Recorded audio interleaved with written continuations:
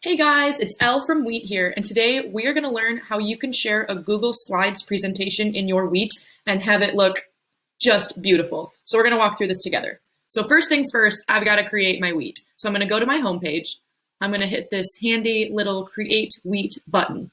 So this will be important. I've got to share my screen, of course.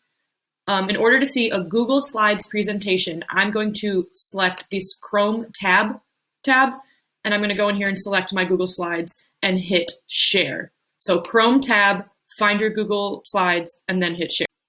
All right, once I've opened up my Google Slides in the tab, I'm going to simply select view and present. So that'll bring your presentation into full screen mode, and it will look beautiful on your Weet, as you can see right here. And that is how we share a Google slide on your Weet for all to see. Thank you so much, guys.